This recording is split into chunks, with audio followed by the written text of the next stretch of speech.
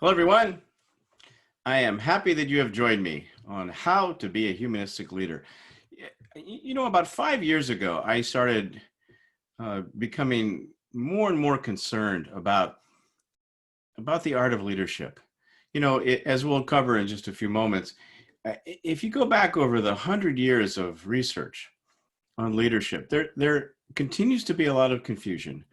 What is management? What is leadership? What are the differences? How do we lead others? How do we manage others? And so on. And about 5 years ago, I did the research and I realized that a new model of leadership was needed. There hasn't really been much new theory introduced in the area of leadership in the last 15 years or so. But today, as I look around the world, it's obvious to me that we need new ways of leading people. We need those ways can help us become better parents, better teachers, better coaches, better managers at work, and better leaders of countries. And so as I think about what kind of leadership do we need in the world today to be sustainable, especially during a crisis, I think the answer in my mind is what I call humanistic leadership. And really that's what I'm going to cover today. If you want to learn more about my work, I encourage you to visit my website at drcraignathanson.com. And I have a lot of information and research and a lot to share about this particular topic. So let's get started. When I think about the word leadership, there are many terms, that come to mind. To me, it's selling tickets for the journey, right? It's getting people excited to get them to go where you would like them to go. It's sort of like leading an orchestra. You're directing, influencing, giving people a chance on their own, empowering them. So I think it's all of these words, but the one word I think that sticks out for me the most when it comes to leadership is this idea of vision. Giving people a picture of where you want them to go.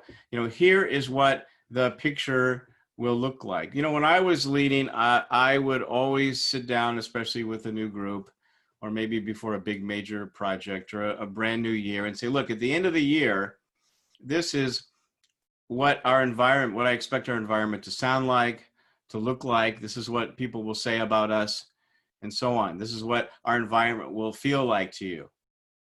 And so I think that's a core component of leadership is the ability to, create a vision. The same thing is true in your own life. If you don't know where you're going, any road will get you there, and it might not be the right road for you. So when it comes to self-leadership, I'll talk about that a little bit in a moment. It's important to create the same vision for yourself. If I could just take you briefly down the theoretical road, back in 1890 was in fact the first theory of leadership, and it was called the great man theory. I didn't make that up. That's what it was called. It was thought at that time that men were the best leaders. They were the strongest. They had the most charisma. They were outgoing. And this idea seemed to stay and stick until the early 1900s, when the idea that was, maybe that's not necessarily true. Maybe what's more important is, traits. And so the idea of leadership traits, were discussed. And as we got into the mid-40s, which really lasted really until today, the idea of transactional theory. The idea that if I do something for, I will do something for you only if I can expect either a promise or reward, or if I could do this and avoid punishment. And of course, we all know, I'm sure many people that use this carrot and stick approach today. Situational leadership became popular in the late 60s. The idea that it's important to lead people based on their level of maturity, on their level of experience, and so on. In other words, to meet them where they are. And other theories popped up, and the theory that's lasted the longest, which started in the 70s and is still discussed today, although not much has been developed from it from the 90s, is the idea of transformational leadership, which is in fact, you know, how do we lead people, um, you know, with this idea of vision? So I thought about all this, and I looked at the world, and I looked at how people were leading ourselves, and I really thought that this was no longer sufficient. Now, if you're confused about all of this, you know, you're not alone, because there are really over 200 and probably more, since this was developed by Rost in 1993, over 200 different definitions of leadership. So it's not really important how we name leadership, but it's important how we do leadership. If we just kind of step back a moment and we look at, you know, the year 2020, we could see that there are new trends that are emerging that should influence how we lead people. And, you know, all of these trends were really pre-pandemic, largely driven by the biggest growing workforce, Gen Z. But of course, with the pandemic, this is, I think, more important now than ever before. So at work, people really want to become engaged. You know, all people. This has always been the case, but I think it's more the case now than ever before. People are used to working in teams. It's no longer normal to sit in a cubicle by yourself and not be expected to work with others. And of course, all of us, including specifically the younger generations, have grown up, you know, on their phones. They're very comfortable with mobile apps and artificial intelligence apps that help them figure out what to do in what situations and so on. So there's a lot of support now for self-leadership when it comes to technology. But I think that you know, technology can only take us so far. And I think here now there are soft skills that really are key when it comes to leadership. You know, the idea to have courage and the idea to be able to take risks, calculated risks, you know, to be innovative. The idea to be creative, and, you know, being creative isn't just for artists. It just, you know, to be creative means to be able to think from different perspectives, you know, to think about things from the future orientation, from the past orientation, and of course from the present, from other people's perspectives. Critical thinking is more important than ever before. You know, to really look at both sides of an issue, to look at things from different perspectives. And so I think the idea of the whole person is emerging. And when we lead others, we have to think of that whole person. We can't just assume they're a widget at work, and when they're here, we own them, and when they leave, who cares? And I think that's a good thing, that there is more support these days for what I call the whole person. So these are just my principles. You know, when I think of leadership, I want to point out that leadership is a science and an art. It's a science because, you know, there are many, many tools and books that you could read, which are all good on how to lead people. But leadership, I think, at the end of the day, is really an art. You know, you try things, and if they work, you stay with them. And if they don't work, you try something else. I know in my own management career, so many things I tried didn't work. And so I tried other things until they did work. And then I decided this is what I'll do. Leadership takes a lot of practice. You know, if you want to get good at basketball, there's no other way than to shoot the ball into the hoop a lot. And if you want to get good at leadership, it also takes a lot of practice. That's why the art of leading yourself is so important, as well as monitoring yourself. You know, you must be able to lead yourself before leading others. Otherwise, you're not going to be available. You're not going to be available for other people. I think it's important to lead others in the same ways that, you know, that you would like to be led. You know, we're all human. So just think today that there are no right or wrong, bad or good, correct or incorrect models of leadership. However, I think there is confusion between management and leadership, and I've tried to address this with the humanistic leadership model. I think it's also important to lead people in ways that are comfortable for you. You know, we're all different. We have different personalities. We have different styles, which I'll talk about in a moment. And so, you know, if you're getting positive results with people, then I think it's important to continue leading in the ways that you do lead and that you're most comfortable. Still, as I look around today, I do see things that are missing in terms of how we lead people. I think we need more what I call collective leadership. You know, this is natural in certain cultures where the culture is collective. In American culture, we tend to be very individualistic. And collective leadership is about, when you're leading yourself and others, it's not just thinking about you or your group. You don't want to make yourself perfect, and sub-optimize someone else. You don't want to optimize your group and sub-optimize other groups. So the idea of collective leadership is when you're leading yourself and others, is also to take into consideration, those around you, whether it be friends, family, coworkers, peers, or those in society. I think it's important now than ever before to be a systems thinker, which I'll cover in a moment. The idea to be able to think from the big picture, before I make this decision, before I do this, how will it affect others? Which leads to what I call a humanistic approach to leadership. And that is just caring about people. It's putting people first. It's putting people first. But you can't do that unless you're a good leader of yourself. I think it's also important to be socially responsible. Again, we're all part of a huge puzzle called Earth, and we all need to figure out how we work together, not apart. The core component of what I call humanistic leadership is an emphasis, for sure, to put people over profit. And I know when I say that, some eyes kind of a scowl and look at me. And what I mean by that is, of course, in business, you have to be profitable to stay in business. But the idea is, how do you make your profit? By running over people or working with people, right? And so that's the idea.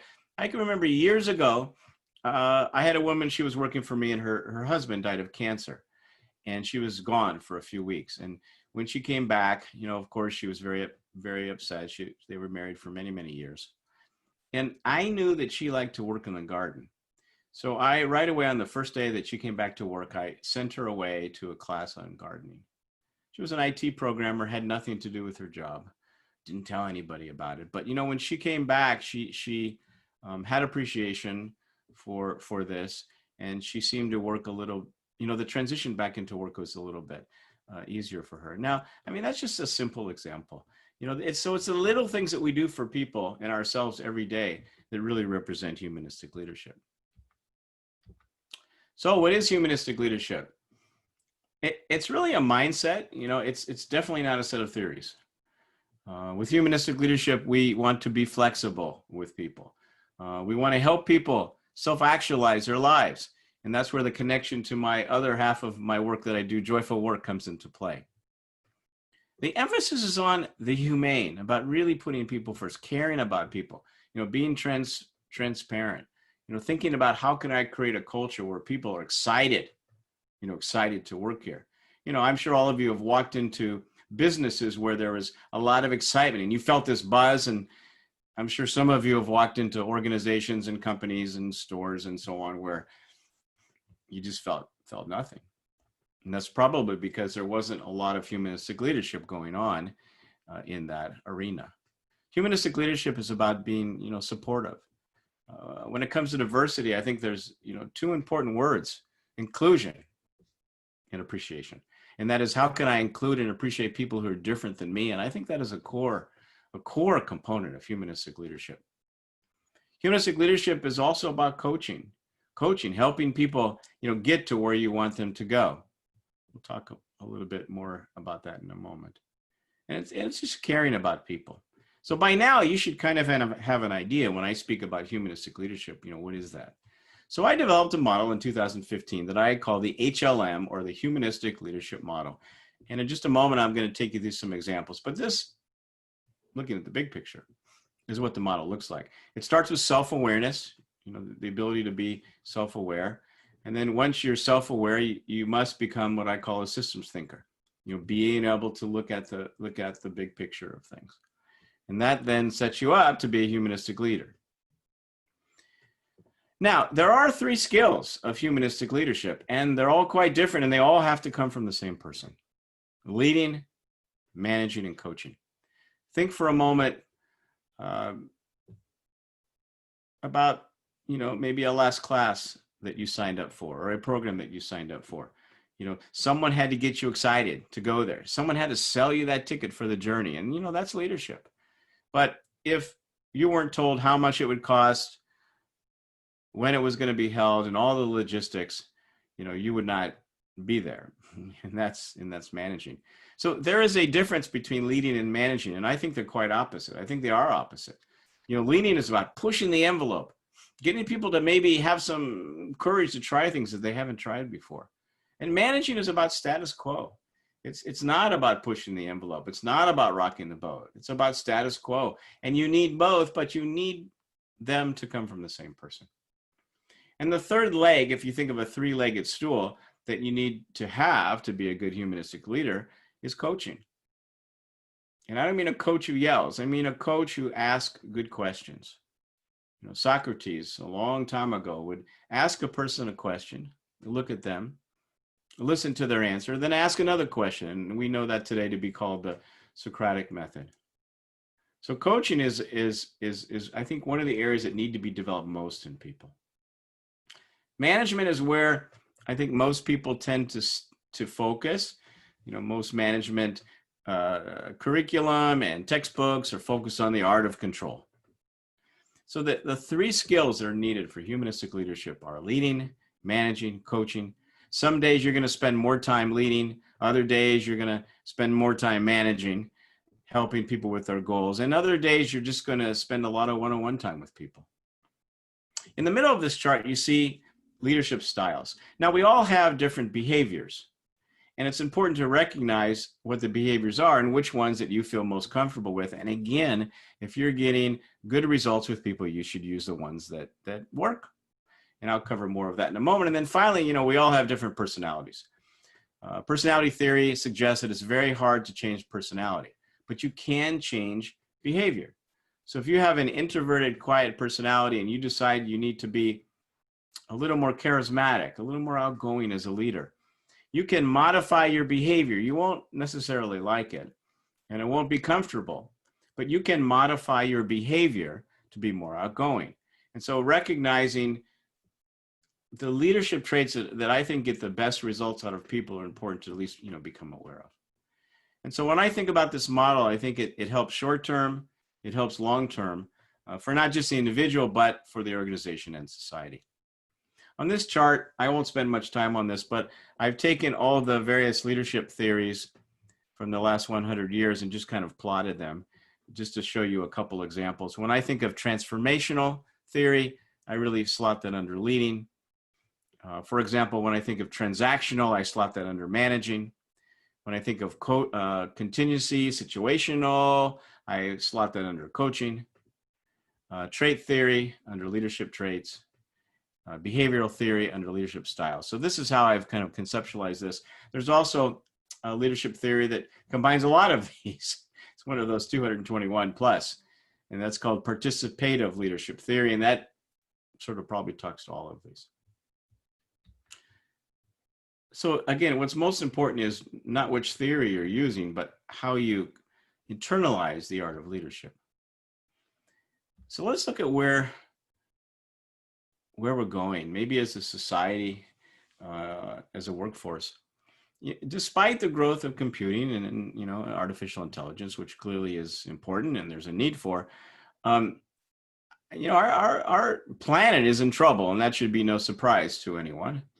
And we have to protect this planet, and we have to figure out how to make it sustainable. So I think we need a new leadership model, which is a lot more sustainable than what we've had now. Because if we look around, there are a lot of things that are not working. So I think the idea of becoming systems thinkers, making people first, appreciation of natural culture, and realizing that, we all have something that's special. Regardless of race, color, gender, national origin, we all are special and quite different, and we all have something to offer. And that has to be comprehended when it comes to leadership. I think there's a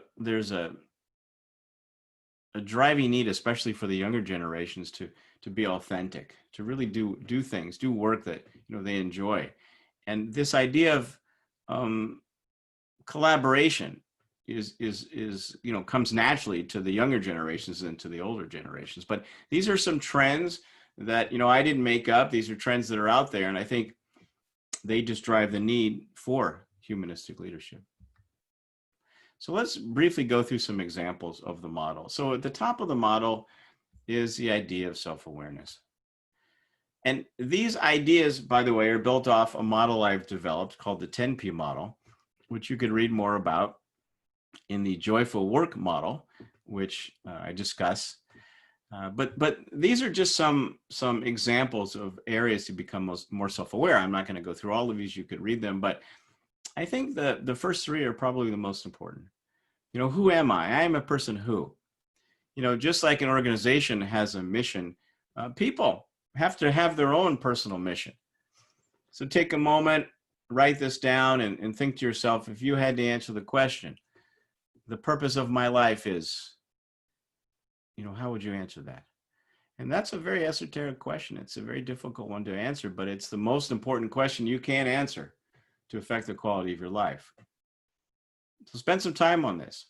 Think about, where do you want to make a contribution in the world? Where is your energy right now? The next thing to consider is your values. What do you prize most in your life? Think about what's most important to you. And how do you know if you're following what's most important? And how do you know if you're not, so you could do something about that? Every day, our life is carried out through behaviors. And those behaviors should match our values. And if they don't, we're not going to be happy with ourselves. I think it's important to be optimistic. I call that, possibility thinking. What we focus on in life is what we get. And so if we think about what's possible, we tend to move towards that. If we think about what's impossible, why I can't do that, we'll tend to move towards that. So I think having a healthy set of possibility thinking is very important when it comes to self-awareness. I think it's important to be strong emotionally, to focus on having, healthy relationships. Of course, in my work, I recommend that people figure out what their passions are and follow them. You could be leading an area and be a very good leader, but if you're not passionate about the content that you're leading, you're not going to be very good. So these are just some ideas. You should get some further ideas just from looking at this chart. And if you want to work on this further, I suggest you take my course, How to Find Joyful Work, at udemy.com. It's an 1.5-hour course, which really gives you a chance to kind of focus on this. And it builds off my work on joyful work, and it gives you a roadmap for your life. But the bottom line is, to lead others, you have to be able to lead yourself, and that means becoming self-aware. Next, it's important to be a systems thinker. Systems thinking is a theory that isn't really acknowledged too much like it should be. Systems thinking is about understanding the big picture, always looking up, for connections and patterns, asking yourself, why is this happening right now? Being a person that asks more questions than, gives opinions. Systems thinking is about, testing assumptions, which is just, what do I think about this certain situation? A systems thinker is always focusing on process. I think the most important aspect on this slide is that a systems thinker is always thinking of what I call the unintended consequences. In other words, if I take this action, or if I do this, what might happen? And I think being high in conscientiousness, which is a personality trait and good to have, by the way, for leadership, is important to always think through, what might happen if I take this action? Who might be affected? A systems thinker is always looking for leverage. Where can I put 20% of my effort to get 80% return? I observe that, many people fail, when they're short-term thinkers, when they're reactive as opposed to proactive. Many, I'll just call them managers, tend to be busy with what I call an overemphasis on analysis. But a systems thinker is always doing synthesis. That is, let me take all these different pieces of information and see how they fit into a puzzle. On a personal note, if you're getting sick, a non-systems thinker would say, oh, I guess I'm sick again. But a systems thinker would question, why am I getting sick so much? And what can I do about that? At work, if morale is low, a non-systems thinker might say, wow, people really don't like what they do around here, do they? But a systems thinker and say, wow, why is morale low? And what are the different factors that are causing that?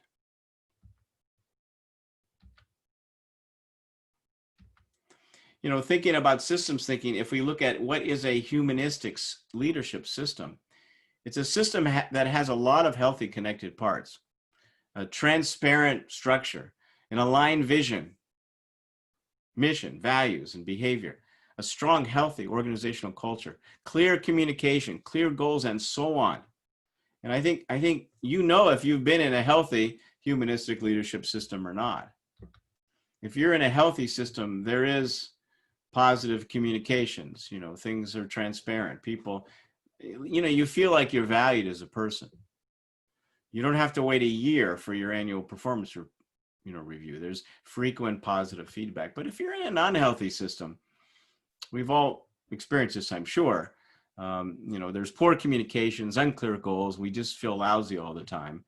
And we spend more time gossiping than really getting work done. And it just feels like greed is an overriding priority over people.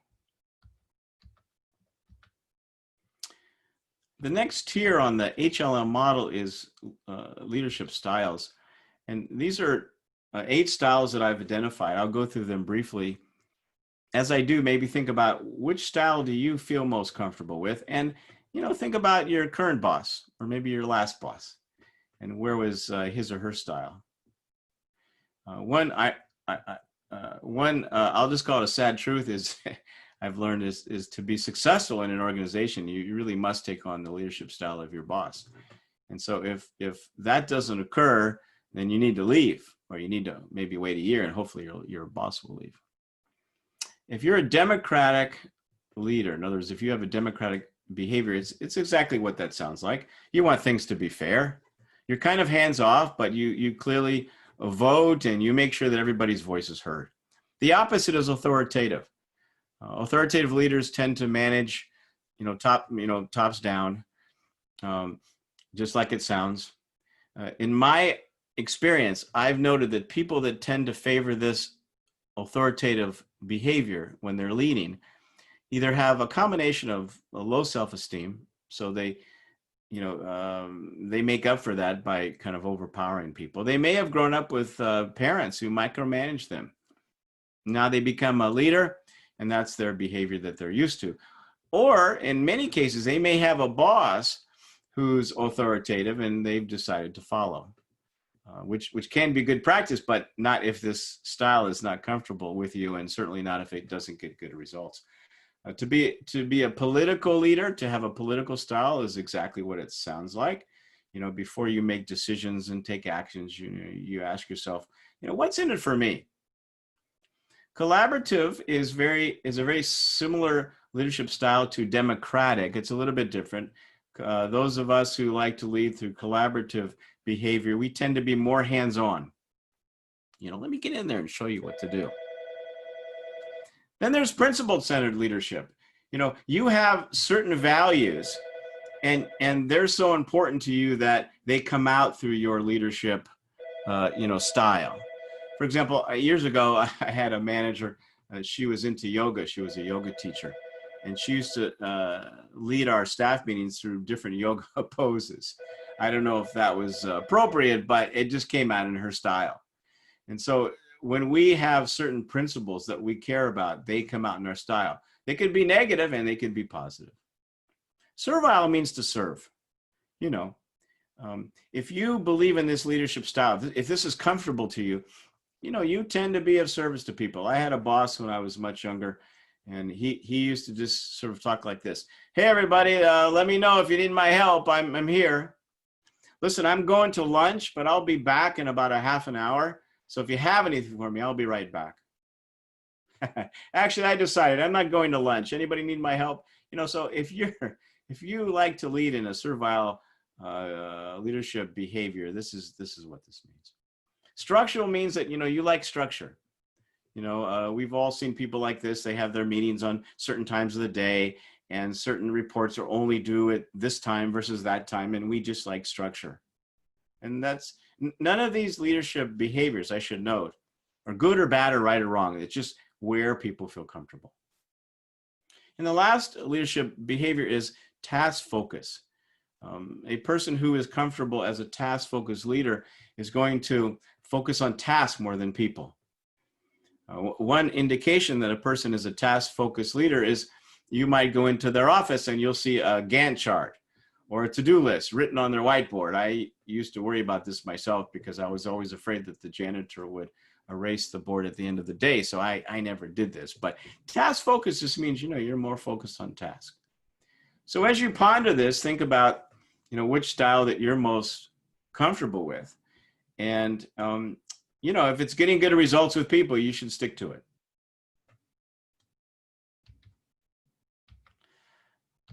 Finally is the area of personality traits.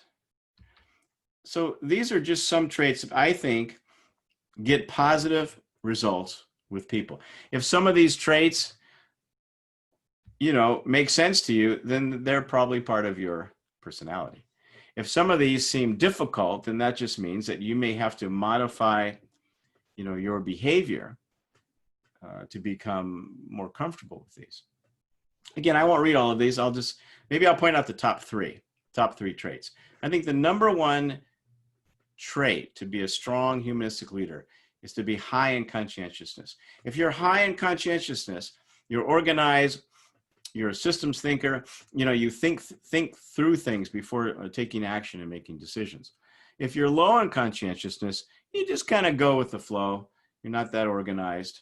But as a leader, we really expect and need our leaders to be, I think, deep thinkers and conscientious. So I think that's number one. I think extroversion is probably number two, although it's very possible to be a great humanistic leader and be a quiet leader. I had a manager when I was, much younger. He didn't say much in a meeting, but when he did say something, he waved his hand and asked a good question. It made me think. But I from my experience, we do like our leaders to be somewhat outspoken. So I think extroversion can be helpful in certain situations. And lastly, I think emotional stability would be probably number three. These are all important. But to be able to be the same person in the morning as you are in the evening is important, not only for self-leadership, but for leading other people. It's important to be emotionally stable. If you're a person that has, wide ranges of emotions throughout the day, if you're high in emotional stability, that means that you might be somewhat neurotic and self-centered and unfeeling and only caring about yourself. And that is not a good trait for a leader. So it's important to be emotionally stable. So these are personality traits and ideas that are closely related to personality that I think get great results with people. And that's why I have added this to the HLM model. I always get asked, Craig, what are some good examples of humanistic leaders? And, two people that kind of always jump up are Rose Macario. She's the CEO of Patagonia. And I just like what the company stands for because Patagonia has really good examples of humanistic leadership. Their company mission is do no harm to the earth. I don't think it gets more humanistic than that. They do have a people first model when it comes to their policies and how they treat people. And if you look at some of their specific policies, amazing. Tony Hsieh, who's the CEO at Zappos, he wrote a book called Happiness. Tony really focuses on, being happy at work. He's done away with most management structures there. And really at Zappos, they focus on self-managed teams, clearly connected to social responsibility. And I think Zappos is a great example of a humanistic company. And Tony Hsieh as a humanistic leader. There are many other companies that I think, have their own examples. I just listed a few, from Patagonia that gives back 1% of their sales to the environment, to a medical company, Dr. Bronner, who really wanted to make sure that they're social responsible, and that they cap their executive pay to be no more than 5 times, the pay over the lowest paid worker. And I think that's an indication that the company is humanistic. I get my glasses at Warby Parker. I love this company. And, one of the things they do is when you buy a pair of glasses, they give a pair away to someone in need. Example, humanistic leadership. Ben and Jerry's for many, many years have been popularized with the social programs that they do in their local communities and throughout the world. A fairly new company is Aspiration. It's an online bank. And I kind of like what they do. And I think these are good examples of what a humanistic company should do. You know, they take 10 cents out of every dollar and they give it to charity. Customers, this is really unique. Customers get cash back, you know, not if they use their card at the local 7-Eleven, which of course is good too, but customers get cash back when they use their purchases at ethical companies. And of course, there's a list of companies. And that's very unique, but it's a good example of humanistic leadership. And then Tom's, which has been really social responsible, you know, their whole life as a company, is now, I should say they also, for example, when, you know, they were the first company that, you know, they sell glasses and toothpaste and other things, and shoes, and they made sure that when they sold something, they gave something away.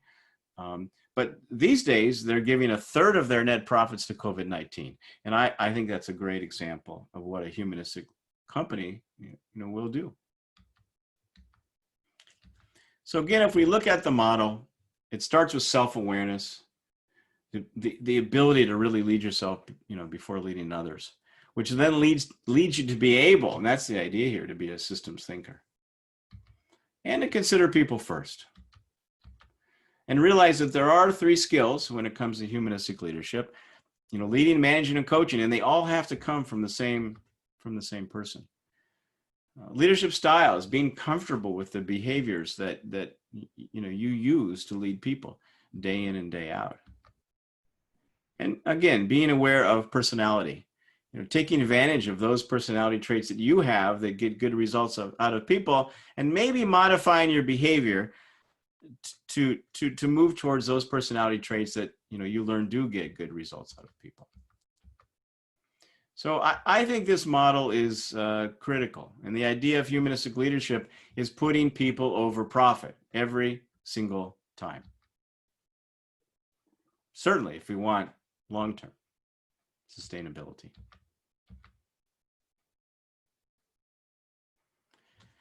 You know, as we've seen with the pandemic, everything is connected in this world, and we can no longer just optimize ourselves and sub-optimize everyone around us. We see what can happen. So let's summarize our learning from this presentation. Humanistic leadership is possible when leaders are self-aware, when people enjoy their work, when leadership is collective, sustainable, and socially responsible. When there is an emphasis of putting people over profit, that's humanistic leadership. When communication is transparent and there's positive intent behind all communication, that's humanistic leadership. When people are appreciated and included, that is humanistic leadership. And if I had just a few seconds, which I do, to teach you one idea here, that is, if you want to become a leader of yourself and other people, you must do what I'm doing right now, which is teaching. When leaders become teachers, they become role models for humanistic leadership. If you'd like to learn more, I encourage you to visit my site at drcraignathanson.com. I have articles and podcasts and videos and 20 years worth of content in the areas of joyful work and humanistic leadership. You can find me on Twitter at Dr. Nathanson, Dr. Craig Nathanson, as well as on Facebook and LinkedIn and YouTube at Dr. Craig Nathanson. And feel free to learn more about the programs that I manage at Sonoma State. We have some amazing human resource programs there. So I hope you have enjoyed this presentation. I would like you to start maybe thinking a little bit deeper about how you lead yourself and others. You know, is it in humanistic ways? And maybe if it's not, to start trying. Because you will be a better person, one day perhaps a better parent, a better coach, a better leader, a better person in society if you start to take on humanistic leadership. Don't underestimate the potential, the personal power and potential that you have on others, you know, when you lead people in humanistic ways. So until next time, I'll be cheering you on every step of the way. Take care, everyone.